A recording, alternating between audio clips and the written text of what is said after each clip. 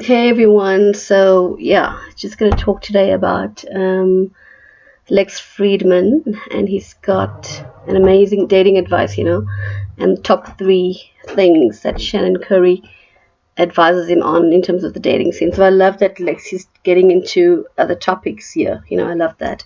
So I just want to basically, for those that don't know, okay, Lex is just a Russian American computer scientist, an MIT guy, and he covers really, really interesting topics. He's got a great mind, love the way he approaches things, merging the science with the metaphysical and psychology, etc.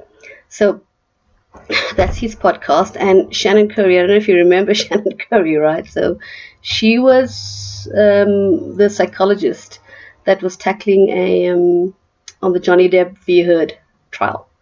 We've all seen her, and you haven't seen her, you must have been under a rock, okay? Because it was crazy. It was absolutely crazy and nuts.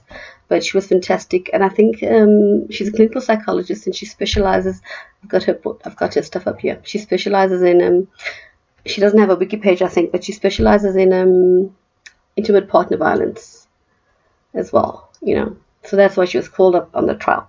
So we're going to be covering the top three things, which are really great. I think there's one thing that they really missed out about, which I'm going to give my opinion on. So it's fine to have the top three things. You can't really apply it until you have that one thing. So stick around until I talk about it, and get that down. And please subscribe. Please write subscribe in the bottom in the comments, and subscribe and write and put it down in the comments so I can get back to you and reply to you directly. Okay, we can have a direct conversation. So her source is actually from that she's quoting the top three things that you need to use in a dating scenario. She's quoting this guy, Tishiro, psychologist. He's come up with all these books and these. He looks like knows what he's saying, and I love what he's saying actually in this video. With one or two qualifiers. So, yep. So Tishiro. So let's get into what Lex says, and then we'll talk about it. What do you think about the whole modern dating process? How do you find a partner that you can stay with for the rest of your life? So we are absolutely doing it wrong, and but there is a way you can do it. And I am such a fan of this psychologist, Tishiro. I adore him. He is brilliant. He's lovely. Can we cover that? Let's just jump to the discussion. His research and how he found that most people are, signing this agreement, getting married, and doing it based on the love endorphins. And really only about 35% of anybody who's married is actually happy. And he said, so then, and it's a pretty low number. Exactly. But here's what I love about Tishiro is he didn't stop there. He wanted to know what those people who were happy had in common. And then same thing with the people who were unhappy. He found a couple fascinating patterns.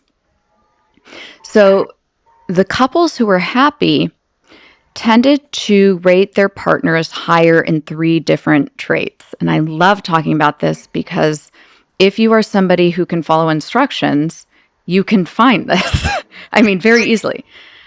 Those three traits tend to be conscientiousness. Okay. And I love the word conscientiousness because it's not just kindness.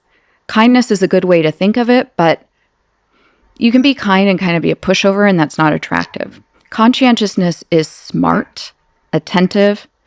It's somebody who reads into a text message and thinks, wow, she was making herself very vulnerable there. Mm-hmm. That's conscientiousness. I like how you just threw in a compliment. No, but it's true. It's a certain intelligence, awareness, and attunement. Yeah. And then on top of that, conscientiousness is motivated. So you can't be on your ass all day and be conscientious, because then you can't meet the needs that you anticipate about the person. So conscientious is that guy who drives the car around in the rainstorm so his wife's hair doesn't get met. It's my husband who checks my alarm for me every morning because he knows I'm terrible at time management, and he makes sure that I set it a reasonable amount of time before my first meeting and not the 20 minutes I think I need. Yep. And then he'll come wake me up with a cup of coffee. That is ultimate conscientiousness. And it is true. I mean, I will tell you, as somebody who's with a conscientious partner, your love increases over time as you continue to feel grateful and admiring of that person. Okay, so I love that example, and I think it's important. The only thing I wish she had done was she would have like balanced out her examples using a man as well, because I think it's great for women to want this from a man and women to want attentiveness and conscientiousness, the way she describes it. But you need to also flip it and say, okay, what am I going to, in a hetero relationship, monogamous, what am I going to do for my man? How am I going to be there for him? Be there, without wanting something in return. And I think that's the point she's making. To want something to give something to somebody without wanting something in return. You're doing it for that person. There's no direct win for you. In fact, there's most likely a loss because you got to wake up early or do this or do that or whatever. But you are getting the bigger win, which is the love and the gratitude and the relationship and the foundation, and you're building on all of that, like she says, over time. But I think the point must be made that it really, we as women have to think about what are we doing. It's not just what are we doing for our kids, because we do this conscientious thing with our kids without even thinking about it, but really it's this other person. What are we going to be doing for them? How are we going to be doing it? How do I take care of this person? And I love that, and that's why I'm doing this video, because I think this message needs to get across, because it can also apply to other relationships, not just with a romantic partner. But let's just get into the next thing of what she describes, which is really, really interesting. The next thing on the list. The second one, you want somebody who is low in a big 5 personality trait called neuroticism. Yeah, you want somebody emotionally stable in a way. Now, this doesn't mean you can't have somebody who doesn't get the blues or struggle with mental health issues. Trust me, Ty is with somebody who, I'm all over the place. But you want somebody who kind of owns their shit and isn't going to just be emotionally unstable all over. You want somebody who is generally happy and has some life satisfaction. Having a partner who has serious, not mental health issues, but unmitigated emotional distress and instability is really hard on the partner. And it's really hard on other family members, including children, if you have children. So it's just a predictor of happiness. So there's a certain threshold of chaos that if you exceed it, it's going to be destructive to a long-term relationship. A perfect description. Okay, let's just repeat what he said. I love what he's saying here. It's going to be destructive to So it's just a predictor of happiness. So there's a certain threshold of chaos that if you exceed it, it's going to be destructive to a long-term relationship. A perfect description. But then again, chaos, not the mystery chaos. Okay, I just love that, because he says it in such a great way. Trust him to bring a bit of the science in with the word chaos, but that's it in a nutshell. What level of chaos is that person bringing to this situation? What level of chaos? So just hang on a second. I'm going to give you my opinion of all three, because I think there's one more, and there's a couple of things that are missing in that list, but we all know those couples where there's crazy that follows them. There's always drama and there's craziness that follows them, right? And we all know those couples. You go to a function, you go to a party, whatever, and they're going to be fighting, or they're going to call you, and it's constant, it just follows them. They trash each other to their friends and family. They it's just this constant level of drama. So I like that. The only thing I want to point out, though, is actually, let's just hear what Jess says, because she brings up something important here. Else you love is with your little poet brain. Yeah. I'm talking more like just somebody who there's just no peace. Yeah. There's no peace. There's a problem with everything. Everything becomes more difficult. Mm-hmm. Going to a party is a chore. You don't know if they're going to have a meltdown at the party, or how many complaints about your friends, or everything is a problem. So you want somebody who has just some resiliency I think is a good term for it. Some flexibility. Some spice is okay, but not too much. Like right. Flexibility, resiliency. Okay, so I think she uses easygoing. Yeah. Okay. The third. Okay, so it's people with an unmitigated sense of neuroses. Okay, it's not that psychiatric definition of mental health, because I think, look, personally, I think you need all your vitamins and minerals to be dating someone or married to someone with like intense mental health things like bipolar and depression and suicide and the constant obsessive compulsive disorder, all of these multitudes of things on the mental health spectrum. So if you want to go down that route, look, that's your call. Okay, it's just my opinion. I'm just giving my opinion. I think you got to be like a bit more of a giving person, a bit more of a loving person to accommodate that in a relationship.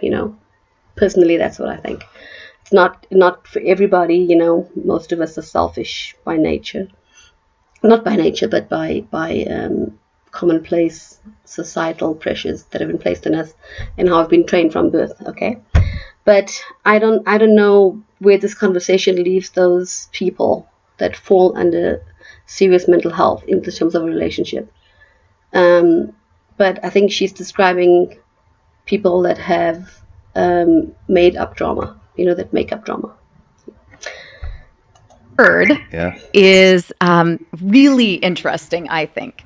So he found that having a partner with sort of moderate adventurousness, not high adventurousness, actually leads to greater satisfaction. And the reason for that is high adventurousness equals novelty seeking, shiny new things. And so if you're in a monogamous relationship, if that is what's important to you, it's going to be very hard for a partner who is novelty seeking to be faithful.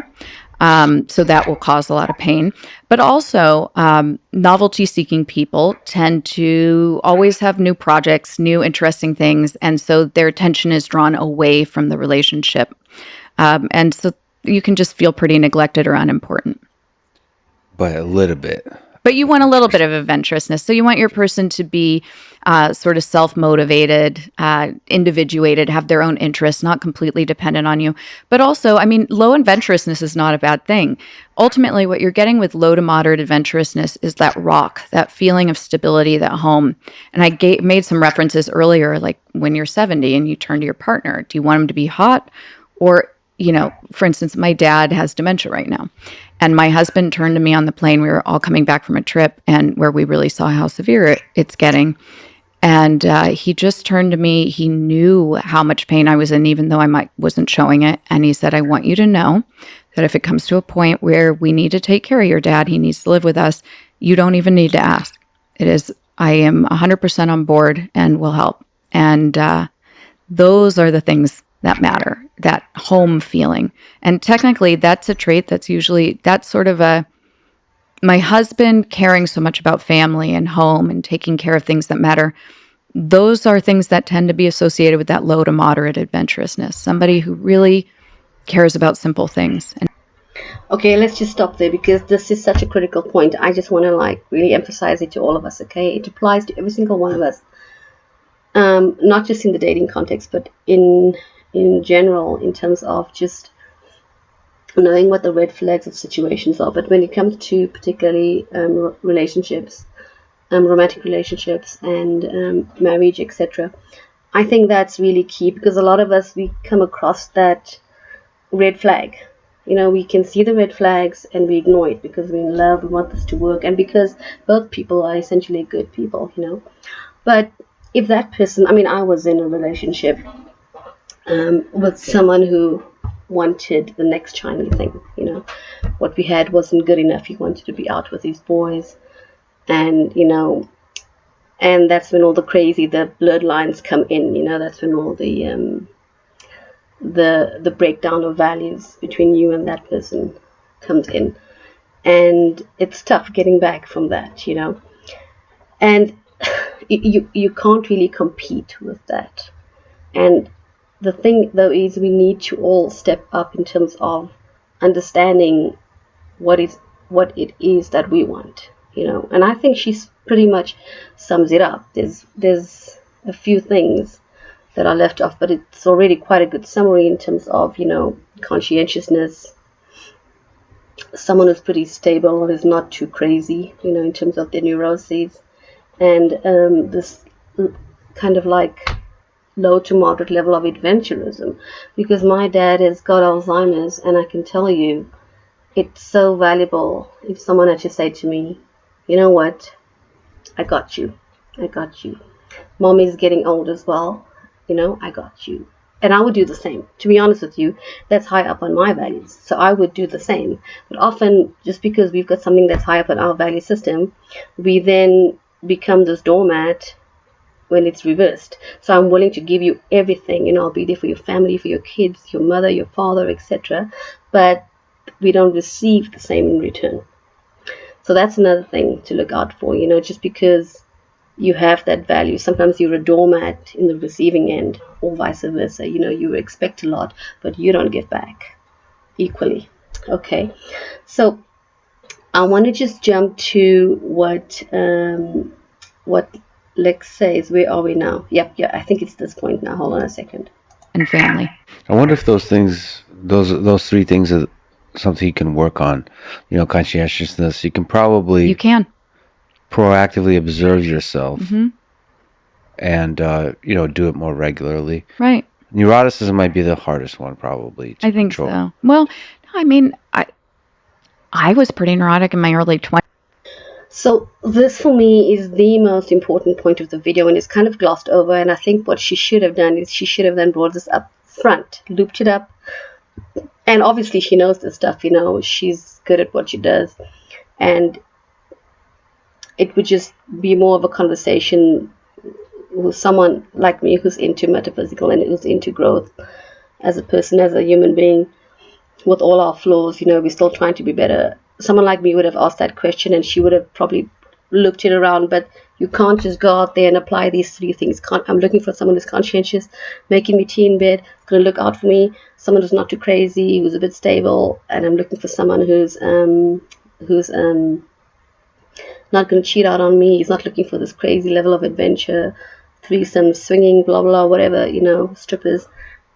You can't just go out and apply that. No, you can't just be talking about it over dinner with your mates, or putting it in your dating apps. These are the three things I'm looking for. No, you have to first, and I think this point is missing from this entire program. Unless you're able to demonstrate this yourself, unless you're able to give this, unless you're able to, without even giving it, unless you're able to occupy that space within yourself and be it. Be a conscientious person. Let me think about others. Let me do something for someone else without wanting something in return. Friend. Forget about lover. Parent, kid, neighbor, stranger. Let me just consider other people. Okay. How many crazy people am I hanging out with where there's constant drama? They draining me. Or how many people am I draining? Am I constantly draining? Am I always the center of attention? Am I always trying to bring drama to a situation and chaos? What level of chaos am I bringing to the party? Am I that crazy person in my circle? Ask yourself that question. And then the third thing, in terms of people with always wanting the next shiny thing. Are you that kind of person, man or woman? Are you the person where the person that you're with is just not good enough? You have a good thing going on, but you still want to get your groove on, or you feel like you haven't lived your life and you want to, get out there and let your hair down, or you go through a middle-age crisis and, you want to be with a younger man or a younger woman. You want to have like crazy sex all day, or nothing wrong with being with a younger man or a young woman, but what is your motivation? Are you these things on the list? Because if you are, be self-aware, work on those things, and then you will get it from somebody else, in my opinion. okay? But you can't just go out there demanding these things from another person. That's not how it works. And chances are your chances of success are probably going to be higher if you're willing to give this to people outside of a romantic relationship, just in general. Give it to others. These 3 things on the list. And chances are that person will come along and, you're already a right fit for that scenario because they're meeting you at that level, So you'll most likely fall under the statistical 35% of people that make it, and are genuinely happy. And there's another point that she brings up that I want to touch on. 20s. And when you wake up to it, maybe if you're self-aware about it, maybe you'll be able to control it. Yeah, I think self-awareness is key. I think that's why I love therapy so much. I think life is about growth and our potential for growth, and to make our own lives better, to make the lives of others better, to serve us. Okay, I'm not sure where she's going with that point. I don't know her well enough, her dynamic to see. But I don't like the statement of that's why I love therapy. I have a lot of friends, mixed races, mixed cultures. Generally, my non-white friends, we come from backgrounds where we're not all running to Western culture, traditional. Western therapy. But they, non-white people, in my experience, tend to do another form of that. They will go to a traditional healer or a religious guide in the form of a pastor or a priest or a mulana or a sangoma, or they will get their guidance from someone else and they'll keep doing that. Or in the New Age way, they would go to a channeler, or a psychic or a tarot reader. And so wherever you are, whether it's a psychologist, a psychiatrist, or the pastor or the priest or the sangoma or the astrologer or the channeler or the tarot reader, a lot of people live their lives through that. So they go for that every week, and they're there for. I have 1 or 2 friends where they have been on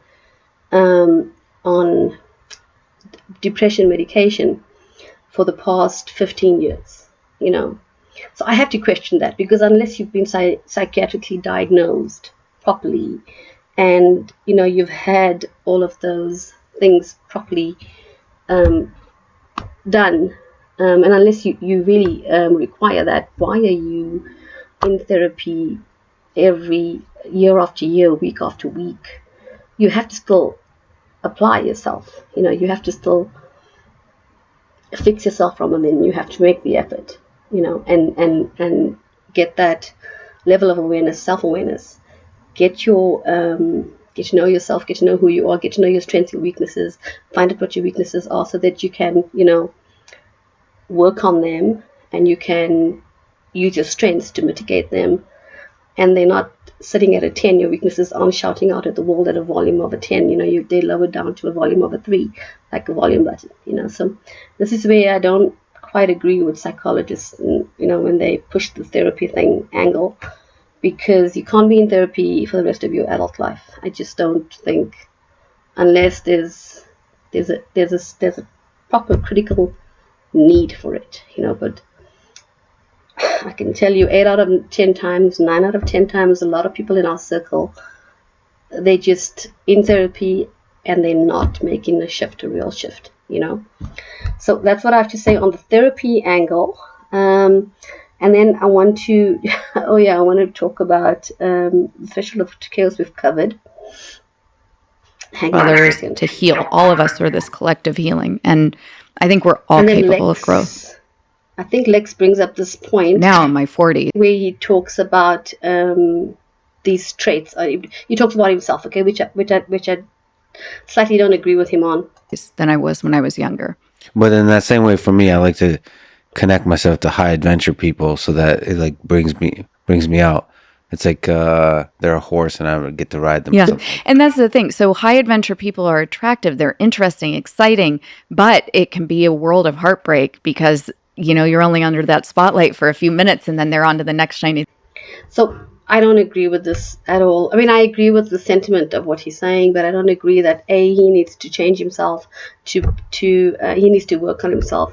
I love the fact that people in my circle, I get the crazies, I get the normal, I get the boring, I get the quiet, I get the stable, I got the unstable. There's a whole hodgepodge in my circle, and I myself am on the spectrum. So I can be high adventure and I can be a complete introvert. I'm both, and I can be the life of the party, and not interested. But as someone who's generally the connector, in my social circle, who's generally bringing people together, generally that person that organizes and does things, generally the person that sometimes can be regarded as a high adventure person in a social setting, not in the cheating sense, but as someone like that, I can tell people that are introverts and quiet in nature that we appreciate you. We appreciate you. So don't use us. Because when you're with us just to get your groove on and go out and have a hangover evening where I'm the crazy person and I'm bringing the life to the party, and you, like Lex says, he's hopping on and he's taking them for a ride when he needs to push himself and get out there, we also feel used in return, okay? So, for example, I've got people in my circle where, over the decades, where they would come and I would always be organizing things at my house, and braais in South Africa, we call it a braai, and barbecue and doing this and doing that and organizing trips away and I'm always the one in the conversation that's holding the conversation and taking it here, taking it there, and it's just something that we do naturally, right? But you get the people that just come on, use us for that moment, and then ignore us, and it's got to be balanced. It's got to be balanced, So if you don't like entertaining in your house and you're a quiet person, then meet me at a different, come to my thing, hang out with me, be there with me, enjoy the social aspect that I bring to the table. But then give me something in return, balance it out. Invite me for a one-on-one dinner, where you and I are just going out and having dinner and catching up and getting to know each other as friends, or you're doing something, you're going to a movie or an art gallery thing or a fair, and you just want to have me around and walk around. We don't always have to be with crowds because you're the quiet one, right? So I just really want to point that out because it's got to be balanced, okay? And yeah, that's the point I wanted to make about what he said about himself. So I hope I thought this was fantastic. And look, she said conscientiousness.